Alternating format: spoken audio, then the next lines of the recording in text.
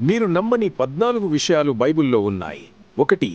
నిషేధించబడిన పండు యాపిల్ కాదు. పండు తిన్న వ్యక్తి యాపిల్ అని బైబిల్ ఎక్కడా పేర్కొనలేదు. దీనిని మంచి చెడుల జ్ఞానం కలిగించే చెట్టు పండు అని పిలుస్తారు. యాపిల్ ఆలోచన చాలా తర్వాత వచ్చింది. మనకు తెలిసినంత వరకు అది అంజూరపు పండు లేదా అరటిపండు కావచ్చు. 2. యేసు బహుశా తన పేరును ఉచ్చరించలేకపోయాడు. యేసు అనే పేరు ఆయన కాలంలో లేదు. ఆయన హీబ్రూలో యేషుమా అని పిలువబడ్డాడు, లేదా అరామిక్లో యెషోహ్. జే అనే అక్షరం 14వ శతాబ్దం వరకు కూడా కనిపెట్టబడలేదు. 3. భూమి గుండ్రంగా ఉందని బైబిల్ పేర్కొంది. కొలంబస్ సముద్రంలో ప్రయాణించడానికి చాలా కాలం ముందు యెషయా 40:22 భూమి యొక్క వృత్తాన్ని సూచించింది. 4. బైబిల్ వివాహం అంటే ఒక పురుషుడు మరియు ఒక స్త్రీ మాత్రమే కాదు. బైబిల్ 8 రకాల వివాహాలను ప్రస్తావిస్తోంది. బహుభార్యత్వం, లెవరెట్ వివాహం, ఉంపుడుగత్తలు అంతా అందులోనే ఉంది. సొలొమోనుకు 700 మంది భార్యలు మరియు 300 మంది ఉంపుడుగత్తలు ఉన్నారు.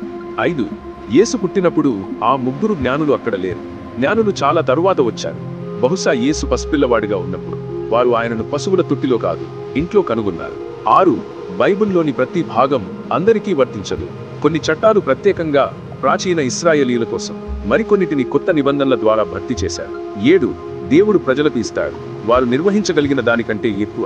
దేవుడు మీకు ఇవ్వడు, మీరు నిర్వహించగలిగిన దానికంటే ఎక్కువ అనే పదబంధం బైబిల్లో లేదు. నిజానికి అనేక వచనాలు విశ్వాసులు పూర్తిగా మునిగిపోయినట్లు చూపిస్తున్నాయి. కొన్నిసార్లు వారు అలా బలంగా పెరుగుతారు. బైబిల్ డ్రాగన్ల గురించి ప్రస్తావిస్తుంది. హీబ్రూ పదం ట్వీన్ కొన్నిసార్లు డ్రాగన్ అని అనువదించబడుతుంది. ఇది పాత మరియు కొత్త నిబంధనల్లో కనిపిస్తుంది. కొన్ని వివర్షన్లు బదులుగా పాము లేదా సముద్ర రాక్షసుడిని ఉపయోగిస్తాయి.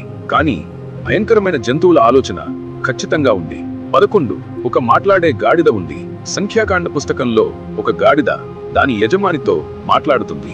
ఆ గాడిద యజమానికి కనిపించని దేవదూతను చూస్తుంది. అది ఆ ప్రమాదం గురించి అతనికి హెచ్చరించడానికి ప్రయత్నిస్తుంది. కాబట్టి దేవుడు గాడిదకు మాట్లాడే శక్తిని ఇస్తాడు. 12.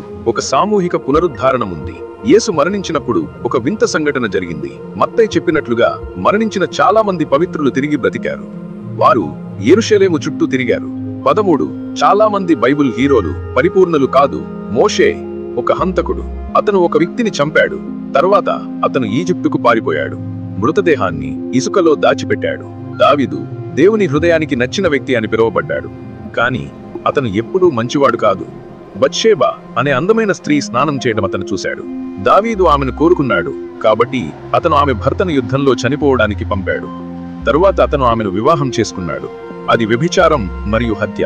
పౌలు క్రైస్తవులను హింసించేవాడు. స్వయంగా క్రైస్తవుడు